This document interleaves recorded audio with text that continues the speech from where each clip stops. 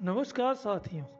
क्या हर देवी देवता की पूजा करने वाला व्यक्ति भगवान के सबसे करीब पहुंच जाता है, या फिर अष्टावक्र गीता के अनुसार उसके सामने एक ऐसा रहस्य छिपा है जिसे जानकर आपकी भक्ति और जीवन दोनों बदल जाएंगे? आइए सुनते हैं महर्षि अष्टावक्र और राजा जनक का यह अद्भुत संवाद। राजा जनक बोले, हे गुरुदेव, संसार में अनेक देवी देवता हैं। कोई शिव की पूजा करता है तो कोई विष्णु की, कोई माता भगवती की तो कोई गणेश की, किंतु जो मनुष्य सभी देवी देवताओं की पूजा करता है उसके साथ क्या होता है? क्या उसे कोई विशेष पुण्य प्राप्त होता है, या फिर वह किसी भ्रम में भटक जाता है?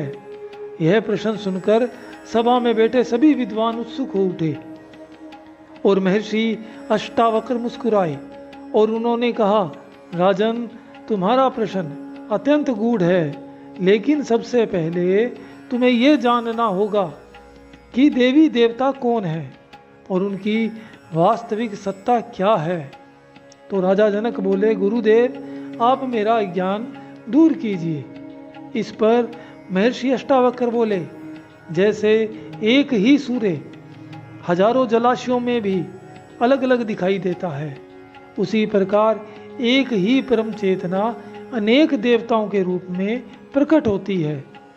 अज्ञानी उन अलग अलग रूपों को देखता है, पर ज्ञानी उसी एक सत्ता के दर्शन करता है।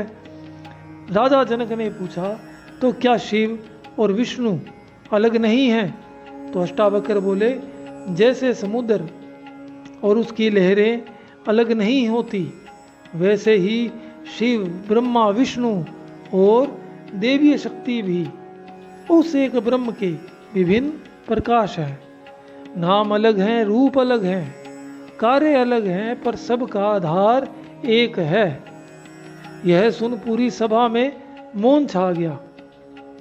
फिर अष्टावक्र बोले, जो मनुष्य सभी देवी देवताओं की पूजा करता है उसका मन धीरे धीरे संकीर्णता से मुक्त होने लगता है।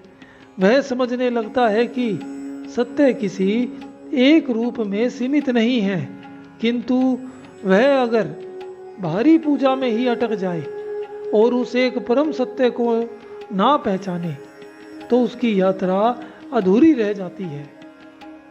तब राजा जनक बोले, गुरुदेव, क्या अनेक देवताओं की पूजा भी अधूरी रह सकती है?